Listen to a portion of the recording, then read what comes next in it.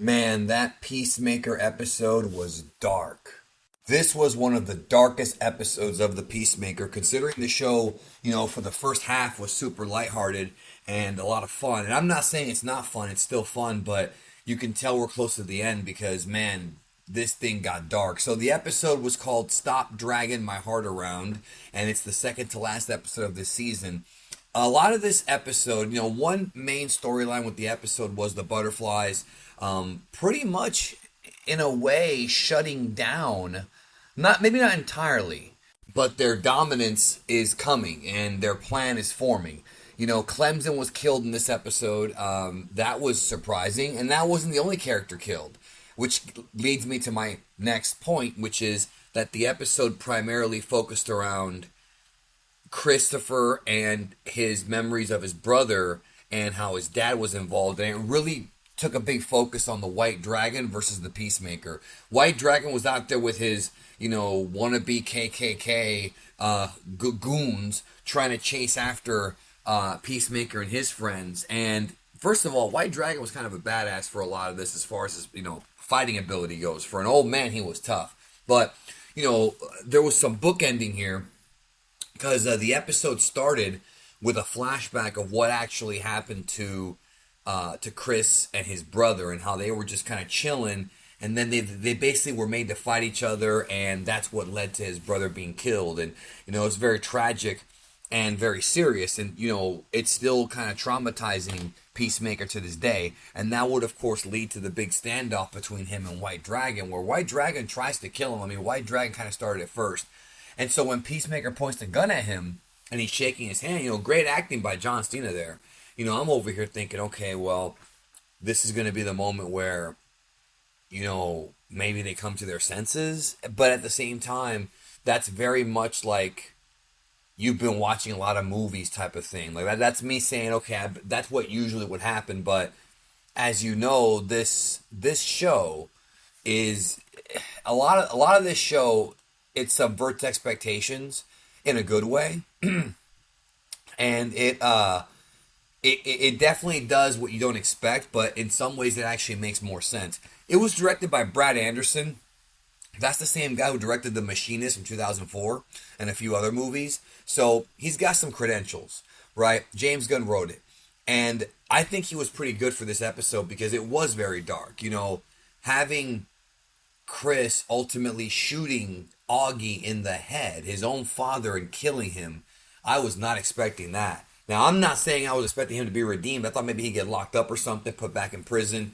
No, he was shot by his own son, and I can't even imagine. I mean, there's obviously a lot of trauma with this guy, Peacemaker, but I can't even imagine how much more traumatic this is now.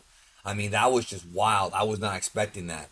And when that happened, I was kind of like, yo, like, this show is close. Like, that's how you know that we're on our way to the big finale, which when the team's going to go and get the cow. And they actually show the cow at the very end of the episode. It's not really a cow. I thought it would be like a literal cow that has like butterflies inside of it, but it was like a giant like alien like sludge, like a snail looking thing, like larva, very ugly. But Eagly was hurt by Augie, and then we have that scene, that really nice scene that went back to the earlier episode where Chris hugs Eagly, and like earlier, if you remember, like the early episodes, Leota, didn't think that the eagle could actually hug. We saw it, but she didn't think it could, and then she saw it and she kind of understood, like, yeah, this guy Peacemaker's pretty traumatized, but he doesn't seem like a bad guy. And shooting his own father like he did in this episode is even more traumatic. That scene just put the episode to a halt, I was like, damn, because I wasn't expecting it, but I guess it was the right choice for this type of show. Ultimately, Peacemaker may end up going back to prison when this is all said and done, but depending on what happens in the last episode, maybe he will get a pardon, if they can save the earth from the cow. But now there's some issues because their leader, Myrn, was killed in this episode, and because of that, Harcourt now has to lead along with Peacemaker to try to stop the butterflies and put an end to this. So, but to be honest with y'all, like, the butterfly storyline kind of lost me a few episodes ago.